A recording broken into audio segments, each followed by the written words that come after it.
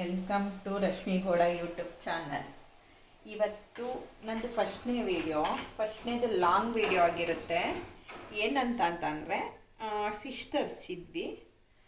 ನನ್ನ ಮಗ ಕೇಳ್ದ ಅಂದ್ಬಿಟ್ಟು ತುಂಬ ಇಷ್ಟಪಡ್ತಿದ್ದ, ಫಿಶ್ ಬೇಕಮ್ಮ ಅಂತ. ಹಂಗಾಗಿ ಫಿಶ್ ತರಿಸ್ದೆ. ಇದನ್ನು ಏನು ಮಾಡೋದು ಅಂತ ಯೋಚನೆ ಮಾಡ್ತಾಯಿದ್ದೀನಿ. ಸಾಂಬಾರು ಮಾಡಲಾ, ಫ್ರೈ ಮಾಡಲಾ ಅಂತ.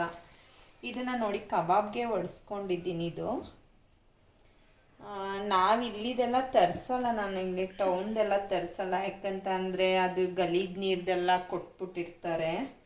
ಹಂಗಾಗಿ ನಾನು ಏನಿದ್ರು ಅಲ್ಲಿ ಹೊಳೆಗಳು, ಮಳವಳ್ಳಿ ಅಲ್ಲೆಲ್ಲ ಸಿಗುತ್ತಲ್ಲ, ಅಲ್ಲಿಂದ ತರಿಸ್ದೆ.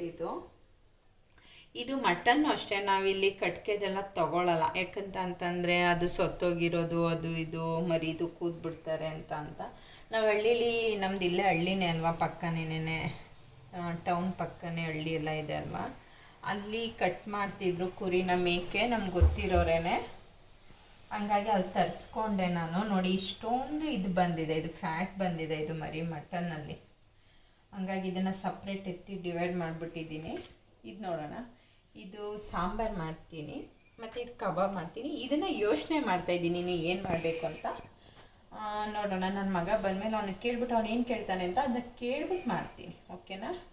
ಆದ್ರೂ ಇದ್ರ ತಲೆ ಇಷ್ಟು ದಪ್ಪ ಇದೆಯಲ್ಲ, ನಂಗೆ ಅದೇ ಗೊತ್ತಾಗ್ತಾ ಇಲ್ಲ ಇದನ್ನೇನು ಮಾಡೋದು ಅಂತ.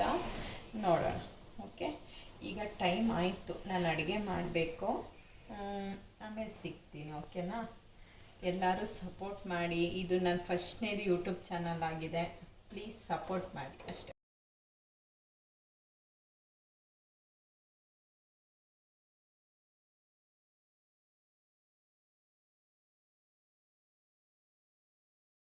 ಸಾಂಬಾರೆಲ್ಲ ಆಯಿತು,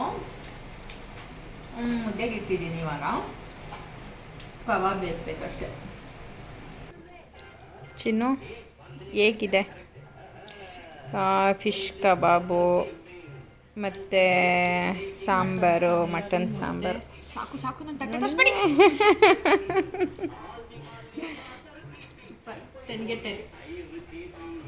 ಆದ್ರೂ ನಮ್ಮ ಗೌಡ್ರದ್ದು ನೀವು ಊಟದ ಮುಂದೆ ಯಾವ ಊಟನೂ ಇಲ್ಲ. ಆದ್ರೂ ನಮ್ಗೆ ಉಪ್ಸಾರೆಲ್ಲ ತುಂಬ ಇಷ್ಟಪ್ಪ. ನೀವು ಉಪ್ಸಾರು ತಿಂತೀರಾ?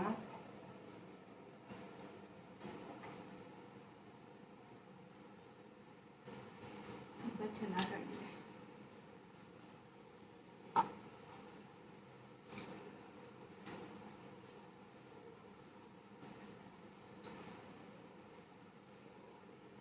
ದಯವಿಟ್ಟು ದೃಷ್ಟಿ ಅಂತೂ ಮಾಡಬೇಡಿ ಅಂತ ಹೇಳ್ತೀನಿ. ಯಾಕಂದ್ರೆ ಹೊಟ್ಟೆನ ಮಾಡ್ಕೊಬಿಟ್ರೆ ತಗೊಳಕ.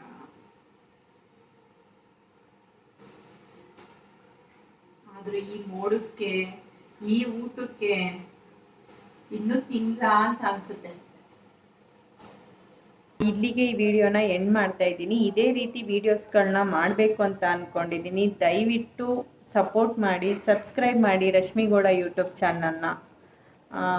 Okay friends, thank you.